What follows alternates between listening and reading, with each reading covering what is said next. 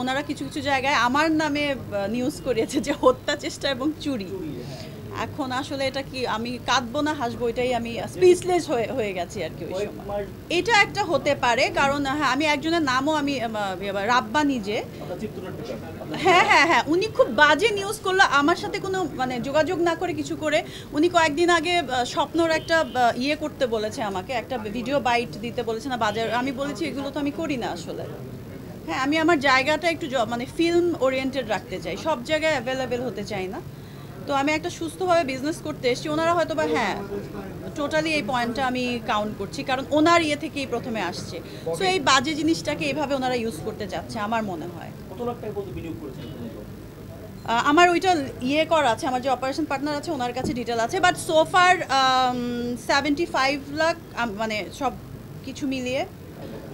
আমরা যারা আগে রেন্ট নিয়েছে ওরা 2জন পার্টনার ছিল। তো একজন পার্টনার আমাদের থেকে 15 লাখ টাকা নিয়েছে, তখনই আরেকজন পার্টনার ওনাদের চিটং থাকে, কাবু ভাই না কি যেন নাম, ওনারা ভয়েস রেকর্ড আছে। উনি বলেছে আপনারা ভুল করলেন ওর হাতে টাকা দিয়ে, কারণ ইনভেস্টার আমি ছিলাম। ও তো বাড়িওয়ালার কাছে আসলে অনেক টাকা বাকি রেখেছে, অনেক কিছু বাকি রেখেছে, এই জন্য বাড়িওয়ালার সাথে ওনার প্রবলেম ছিল। অ্যাকচুয়ালি ভুবন রেস্টুরেন্টের যে মালিক ছিল ওনারা 2জন, একজনই অপারেশন পার্টনার ছিল, আরেকজন ইনভেস্টার ছিল। আমরা যখন টাকা দিয়েছি ইনভেস্টারকে, অপারেশন পার্টনার টাকা দেয়নি, ওদের মধ্যে দ্বন্দ্ব শুরু হয়েছে। এই জিনিসটাকে পুঁজি করে আসলে ভবনের মালিক এবং ওরা মিলে, ওদের যেহেতু টাকা পয়সার লেনদেনটা হয়ে গেছে, ওদের কিছু বাকি ছিল এবং ওদেরও পাওনা ছিল ওদের কাছে। সো আসলে নতুন কাউকে এইভাবে নিয়ে টাকাটা নেওয়ার একটা ফোন দিচ্ছিল। এখন আমার এটা মানে ফিল হচ্ছে, আগে তো আমি এটা বুঝতে পারি না আসলে। তখন আমরা চেকটা ইয়ে করি, কারণ হচ্ছে এটা ক্লিয়ার না হওয়া পর্যন্ত আমি একজনের ইয়েতে টাকাটা দিতে পারবো না। ঠিক আছে, সেটা বাউন্স করে কিনা বা ডিসঅনার হয়েছে কিনা তারা বলছিলেন যে টাকাটি হাতে পায়নি। টাকা 15 লাখ ওরা পেয়েছে আর বাকি 40 লাখ চেক দেওয়া আছে। এটা তো আমি জানি না, বিকজ আমি যেন সামনে না আসি এবং আমি যেন কথা না বলি, আমি যেন এমনি চলে যাই।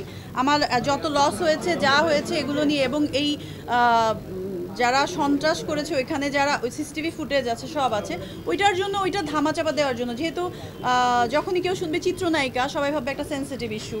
সো আমি যেহেতু সবসময় আসলে অনেস্টলি চলার চেষ্টা করেছি এবং কোনো বিবাদে বা কোনো কিছুতে যাওয়ার, যেহেতু আমি এমন একটা ফ্যামিলি ব্যাকগ্রাউন্ড বিলং করি, আসলে ওনারা এটাতে ইউজ টু না যে ভাইরাল হবো, এবং ভাইরাল আমি কখনোই হতে চাই না কোনো বিষয় নিয়ে। আমি শুধু আমার ফিল্মে ভালো ভালো কাজ করে দর্শকের মনে এবং আপনাদের সঙ্গে থাকতে চেয়েছি।